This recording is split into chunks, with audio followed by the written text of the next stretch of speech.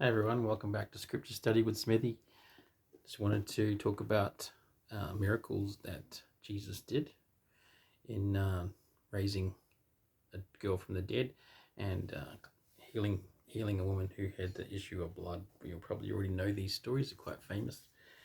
The first one's found in Matthew chapter 9, 18 through 26. It says, "While he spake these things unto them, behold, there came a certain ruler and worshipped him, saying, My daughter is even now dead, but come and lay thy hand upon her, and she shall live. And Jesus arose and followed him, and so did his disciples. And behold, a woman which was diseased with an issue of blood 12 years came behind him, and touched the hem of his garment. For she said within herself, If I may but touch his garment, I shall be whole. But Jesus turned him about, and when he saw her, he said, Daughter, be of good comfort, thy faith hath made thee whole. And the woman was made whole from that hour. And when Jesus came into the ruler's house, and saw the minstrels and the people making noise, he said unto them, Give place, for the maid is not dead, but sleepeth. And they laughed him to scorn. But when the people were put forth, he went in, and took her by the hand, and the maid arose. And the fame hereof went abroad into all that land." Interesting. Let's just, before I comment, let's read Luke's version, Luke chapter 8, 41 through 56. It says, let me get that right, over this page. "And behold, there came a man named Jarius." So the ruler's name was Jarius. "And he was the ruler of the synagogue. And he fell down at Jesus' feet, and besought him that he would come into his house. For he had one only daughter, about 12 years of age, and she lay a-dying. But as he went, the people thronged him. And a woman having an issue of blood 12 years, which had spent all her living upon physicians, neither could be healed of any, came behind him, and touched the border of his garment. And immediately her issue of blood stanched." The Greek translation is ceased. "And Jesus said, Who touched me? When all denied, Peter and they that were with him said, Master, the multitude throng thee and press thee, and sayest thou, Who touched me? And Jesus said, Somebody hath touched me, for I perceive that virtue is gone out of me. And when the woman saw that she was not hid, she came trembling, and falling down before him, she declared unto him before all the people for what cause she had touched him, and how she was healed immediately. And he said unto her, Daughter, be of good comfort, thy faith hath made thee whole. Go in peace. While he yet spake, there cometh one from the ruler of the synagogue's house, saying to him, Thy daughter is dead, trouble not the master.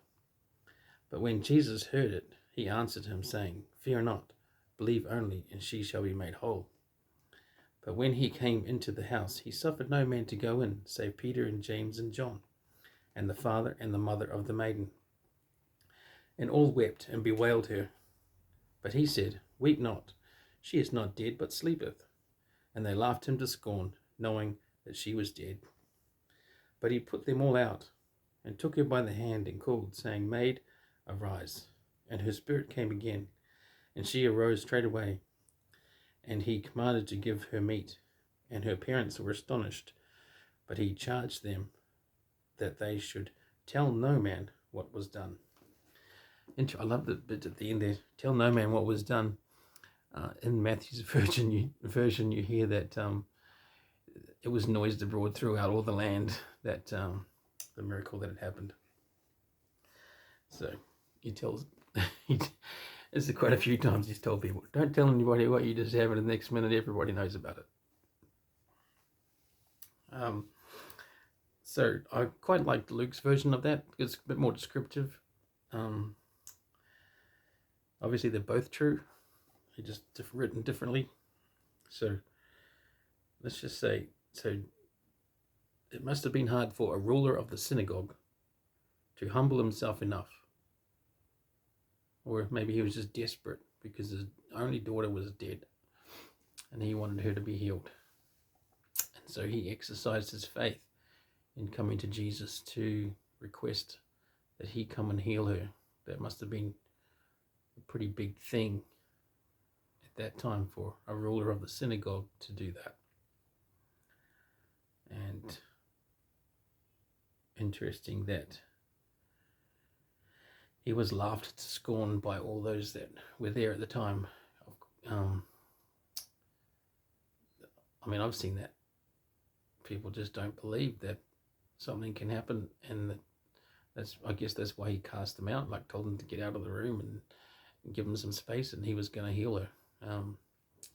You need to have faith, nothing doubting, even just a little particle of faith, and miracles can happen. But when you doubt and you laugh to scorn and you don't believe, then you're probably not going to happen. And if it does, it'll be because God wanted it to happen so that you would believe. There must be a reason for it. Okay. Anyway, interesting that the way it's written is they're walking towards Jarius' house to heal the daughter, and then the woman with the issue of blood for 12 years, touches the hem of his garment, and immediately she's healed. And Jesus says, who touched me? And the disciples like, you can imagine there's a whole heap of people around, and the disciples like, there's lots of people out who's, of course someone touched you, what are you talking about? But Jesus knew something different. It says virtue, or in the Greek translation, it was power had come out of him. So that's interesting that he was so sensitive to the power that he had, and the strength that he had in knowing that this woman was healed, and he didn't do anything about it. It was all her faith that did it. And so, interesting, she was healed immediately. But then, after she came out and told who she was and why she had touched him, he says, be of good comfort. In other words, be of good courage or cheer, like it's all good, like there's not a problem here. And he says, thy faith hath made thee whole. So it's your faith that did it, not, yes, the virtue came out of me, but it's your faith that did it. And then he says to go in peace. Interesting, didn't say come follow me like he did with other people. Maybe she's already following him, but we don't know. Interesting. Interesting also that when he went into the daughter's bedroom to raise her from the dead, he took Peter, James, and John. They were the three witnesses, right? They went up onto the Mount Transfiguration, which we talked about before. They were in the Garden of Gethsemane with him. They were there at times when a lot of the other disciples weren't.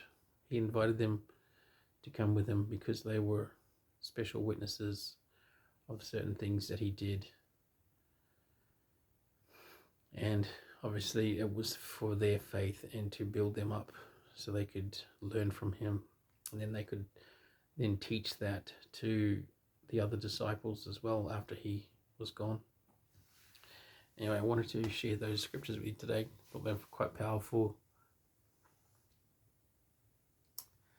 And